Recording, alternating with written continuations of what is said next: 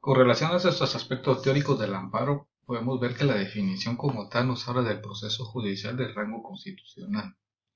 Si acá estamos analizando, tomemos nuestra constitución, veamos la ley de amparo, artículo 263, artículo número 8 de la ley de amparo, y nos habla precisamente de ese proceso extraordinario y subsidiario que se tramita a través de un órgano especial. Y ese órgano especial, pues ustedes ya lo hicieron en su análisis jurídico que me entregaron. Pero el artículo número 8 de la Ley de Amparo y Exhibición Personal, tomen su ley y subrayen pues el objeto del amparo. El amparo protege a las personas contra las amenazas de violaciones a sus derechos o restaura el imperio de los mismos cuando la violación hubiera ocurrido. No hay ámbito que no sea susceptible de amparo y procederá siempre: 1. En los actos, 2. Resoluciones, 3. Disposiciones, 4. Leyes de autoridad que lleven implícita una amenaza, literal B. A. Literal B. Restricciones, literal C. Violación a los derechos que la Constitución y las leyes garantizan. Si se dan cuenta, hay cantidad de componentes que nos permiten establecer en qué momento se vulneran las normas de carácter constitucional y que nos permiten enfocarnos en el artículo 265 de la Constitución. Vemos ahí que es una definición idéntica a la que se realiza en el artículo número 8 de la Ley de Amparo. Pero este es un control constitucional de carácter de la administración pública para apelar por la violación de la toma de decisiones del poder público. Eso tengan ustedes siempre en mente. Esta acción, cuando dice el 265 procedencia al amparo, se instituye. Al hablar de institucionalización, esa acción contiene esa actividad constitucional como una institución que va a generar la protección a las personas y a la defensa en contra de sus violaciones y amenazas. Eso también lo podemos fundamentar y lo podemos agregar en nuestra ley de amparo y en nuestra constitución. El artículo número 8 de la Declaración de los Derechos Humanos, que habla también de la protección ante la violación de los derechos y garantías constitucionales que el Estado o el poder público pueden inferir a una persona. También el artículo 25 de la ley del Pacto de San José habla sobre la protección a los derechos inherentes de la persona cuando el ejercicio del poder público invade el ámbito privado o la posesión de extrapolas de poder en contra de la persona. Entonces, si vemos en esta definición, habla que el objeto es preservar, restaurar, según sea el caso, los derechos fundamentales de los particulares cuando los mismos sufren amenazas futuras, ciertas e inminentes de vulneración. Acá podemos detenernos un rato porque una amenaza futura solamente se va a dar cuando se ha instaurado a través de una normativa de cumplimiento obligatorio, un acuerdo, un decreto, pero que ya ha pasado o ha sufrido sus procesos de carácter de gestión de la administración pública. No se puede interponer un amparo por si acaso. No se puede generar esa acción. Es por ello que esos derechos particulares, como se establecen al iniciar, es un proceso judicial como tal.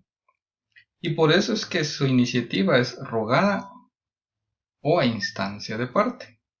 Esto implica que el proceso no es de una acción popular como estamos nosotros acostumbrados a ver en los procedimientos de carácter penal, sino que acá es quien se sienta que ha sido vulnerado por esa acción del poder público. Un ejemplo de esto lo podemos ver con la emisión del acuerdo gubernativo que prohibió la movilización de las personas de las 4 de la mañana a las 16 horas. Ahí es en donde nosotros a través del gremio se logró hacer una nueva petición y revisión al acuerdo como tal, ya que se había obviado la presencia del defensor público en una movilización fuera de sus horarios y que pudiera vulnerar las garantías de la persona que había sido previamente detenida. Fue así como se dio esa revisión y posteriormente el poder público, el ejecutivo, modificó y ya pues el abogado litigante ya se puede movilizar hacia los lugares de detención, hacia la torre de tribunales a cualquier hora para poder solventar las necesidades de la defensa de la persona. Recordemos, aquí se está vulnerando pues, la defensa propia de la persona, pero también del otro lado la locomoción del profesional para que pudiera acudir a estas instancias.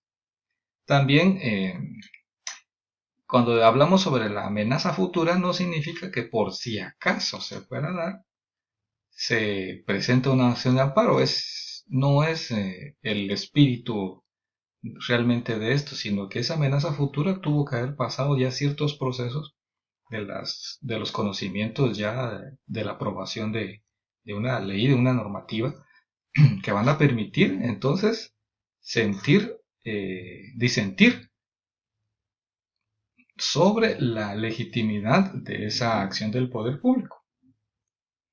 Otras cuando hayan sido violados por personas en ejercicio del poder público o del ámbito privado, y las acciones eminentemente de la accionar administrativo del poder público que puede violentar cada una de las desarrollos de la vida misma del ciudadano. Entonces se necesita específicamente que ese poder público como tal ya haya sido contenido. Y veamos el artículo número 6 de la ley de amparo. Ese también ya ustedes ya lo leyeron, hicieron un trabajo de investigación. Y por eso dice impulso de oficio. En todo proceso relativo a la justicia constitucional, solo la iniciación del trámite es rogada. La iniciación del trámite es rogada, esa petición de la parte que se sienta vulnerada. Todas las diligencias posteriores se impulsarán de oficio bajo la responsabilidad del tribunal respectivo. Quien mandará se corrijan por quien corresponda las deficiencias de presentación y trámite que aparezcan en los procesos. Acá inmediatamente pueden hacer también ustedes anotaciones en su ley de amparos y tomar su ley del organismo judicial. Y dice el artículo 57 de la ley del organismo judicial. Función jurisdiccional, la jurisdicción en general. Artículo 57, justicia. La función jurisdiccional se ejerce con exclusividad absoluta por la Corte Suprema de Justicia y por los demás tribunales establecidos por la ley. Ahí entran los tribunales constitucionales, a los cuales corresponde 1.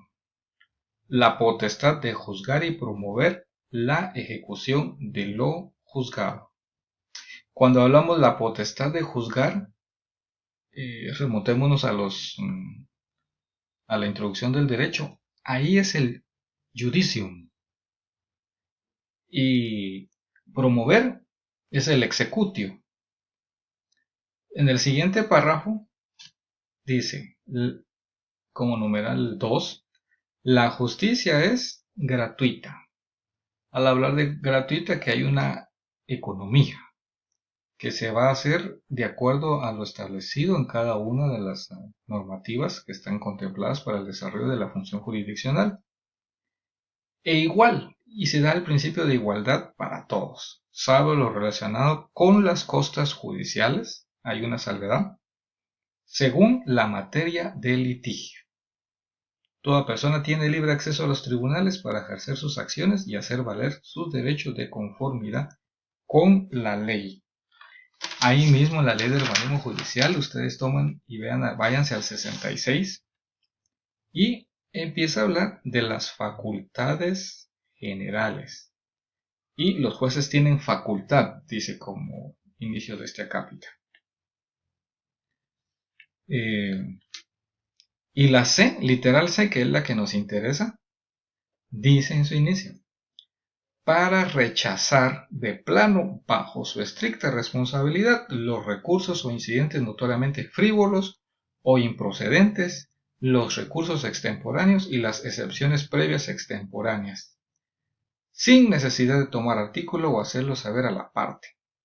Es claro. Entonces, acá vemos en esta definición que si nos vamos a amenazas futuras, entonces no hay definitividad.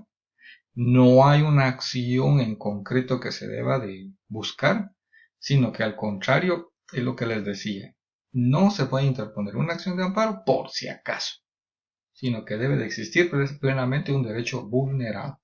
Y el 66, literal C, de la Ley de Organismo Judicial lo dice claramente en la facultad general, que es la norma establecida específica para el desarrollo de nuestra actividad.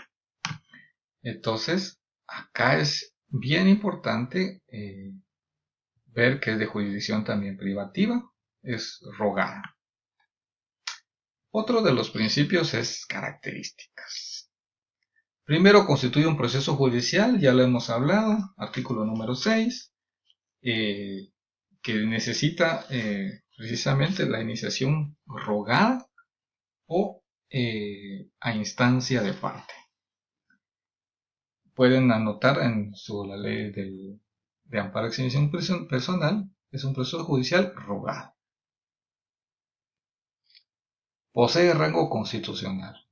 Su creación surge de la Constitución, artículo 263 de la Constitución, y por ello esta concepción doctrinaria y legal atribuye características fundamentales del sistema jurídico. Y como ya se indicó, la existencia regular también en el 265 de la Constitución posee desarrollado totalmente el contenido de la ley, que por su proceso particular de formación posee rango de carácter constitucional. La siguiente es especial por razón jurídico-material. Constituye un proceso extraordinario y subsidiario que opera fuera del ámbito de la jurisdicción ordinaria. Además, protege derechos esencialmente fundamentales. El proceso de amparo como tal procede ante la amenaza cierta e inminente de la comisión de un hecho violatorio a los derechos de la persona, con el objeto de evitar la materialización de dicha violación en el supuesto de que ya se hubiera podido verificar. Tendrá como cometido dejar sin efecto, en cuanto el amparista ha hecho la denuncia, y restablecer la situación jurídica afectada a resarcimiento de los daños causados. Es aquí en donde se constituye este proceso, ya que subsidiariamente también debe de responderse por los daños ocasionados a la emisión y al perjuicio que pudo haber causado la normativa que nos invitó a que pudiéramos abrir la oportunidad de planteamiento de un amparo.